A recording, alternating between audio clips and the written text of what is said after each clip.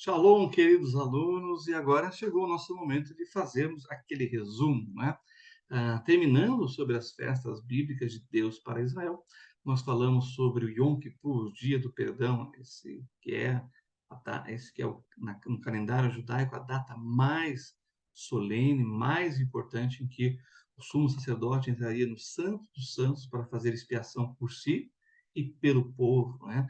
Nós temos ali o evento dos bodes, né, dos dois bodes, que é lançada a sorte para o bode emissário, aquele que vai levar o pecado para o deserto, para o esquecimento, e aquele bode expiatório, né, que seria morto e sacrificado e com seu sangue aspergido lá sobre o propiciatório, que é a tampa que ficava sobre ali a arca da aliança.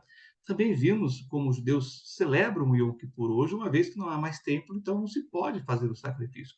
Eles vêm substituindo por oração, por caridade, também se fazer boas obras, se pedir perdão, confessar os pecados, mas no final eles não têm o sangue da remissão, então eles não têm como ter certeza do perdão. E aí a gente entrou no próximo assunto, que é Jesus e o Yom Kippur. Ele tanto é a oferta pelos nossos pecados, como disse João Batista, eis o Cordeiro de Deus que tira o pecado do mundo, como ele é o sumo sacerdote, né, que realiza a redenção, o perdão dos nossos pecados, e sendo a própria oferta sendo sacrificada por nós, segundo a ordem de Melquisedeque. Porque é uma ordem superior à ordem araônica, da onde vinham os sacerdotes da tribo de Levi, da casa de Arão, irmão de Moisés. Também a questão de Yom Kippur, para nós, crentes, aqueles que creem no Senhor Jesus, têm perdão dos seus pecados. Enquanto o sangue cobria os pecados, os animais, os bodes, dos touros, dos cordeiros, o sangue de Jesus remove o pecado. E aí esse aspecto, então, atinge a todos aqueles que creem no sacrifício vicário e voluntário de Jesus por nós. Também, quando aplicamos o Yom Kippur, fica muito claro quando o Senhor Jesus diz lá na oração do Senhor, a oração do Pai Nosso, né? Perdoa os nossos pecados, assim como nós perdoamos aqueles que nos devem, né? Perdoa as nossas dívidas, assim como nós perdoamos aos nossos devedores. E Efésios vai dizer, olha, nós devemos perdoar uns aos outros, assim como Deus nos perdoou em Cristo. Então, é uma relação de perdoar e ser perdoado. Depois falamos sobre a festa de Sukkot, a festa das cabanas, que tem essa característica de ficar na Sukkah durante 7 dias, 7 noites.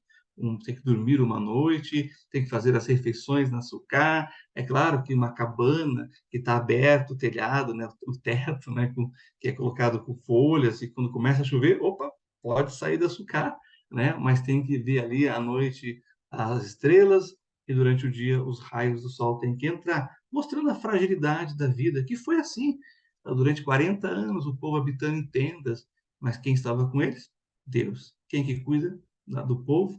O próprio Deus. Nós somos frágeis, somos incapazes, mas o Senhor é por nós. É o Senhor que nos guarda, é o Senhor que cuida, é o Senhor que nos protege. Esse é o significado prático da festa, mas aponta também para a encarnação do Messias. Porque assim como o tabernáculo era o símbolo da presença de Deus no meio do povo, a encarnação de Jesus era o símbolo, era a realização máxima desse conceito, o próprio Deus habitando entre os homens, né? A figura humana na encarnação do Senhor Jesus.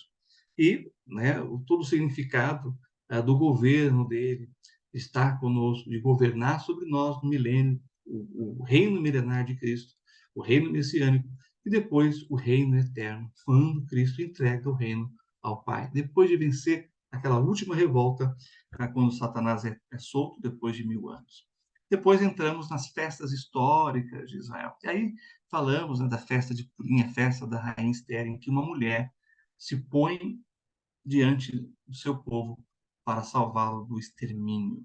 Ramã conseguiu do rei Assuero a ordem, os recursos do exército, o exército mais poderoso do mundo, para exterminar todos os judeus.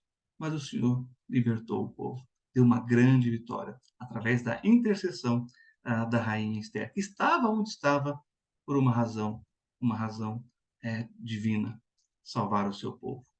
Também seguimos e falamos das histórias modernas de Israel. Yom Ha'atzmaut, o dia da independência de Israel, que se deu no dia 14 de maio de 1948. Os fatores que levaram a essa data, a Primeira Guerra Mundial, a Segunda Guerra Mundial, e aí o Holocausto não tinha mais como as nações negar o direito dos judeus à sua terra. Falamos também sobre Yom Yerushalayim, o dia de Jerusalém, a conquista de Jerusalém, que levou de 48 até 1967, quando, por ocasião da Guerra dos 6 Dias, Israel conquistou Jerusalém. E eles não podiam visitar Jerusalém de 48 a 67. Depois que eles conquistaram Jerusalém, eles disseram: todos os povos podem estar aqui.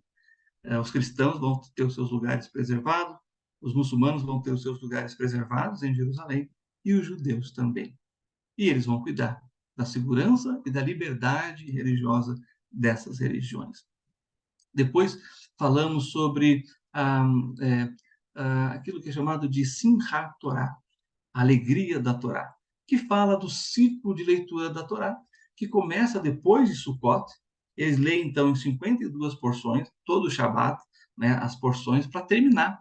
E quando eles terminam a leitura, que o rolo foi todo lido, aí eles abrem o rolo e voltam, né, terminam Deuteronômio 33, 34, e voltam para ler Gênesis capítulo 1 até o capítulo 5. Também falamos de Tisha B'Av, que é a data 9 de Av, onde ocorreu a destruição do primeiro templo, em 586, por Nabucodonosor, no dia 9 de Av. Av é o mês.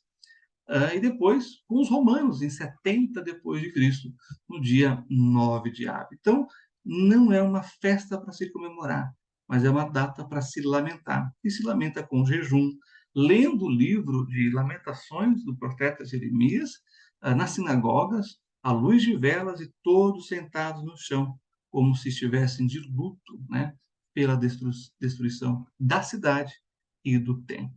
Tá bom? Então, esse é o nosso resumo aqui das festas históricas para Israel. Que Deus te abençoe e até a nossa próxima aula. Shalom a todos.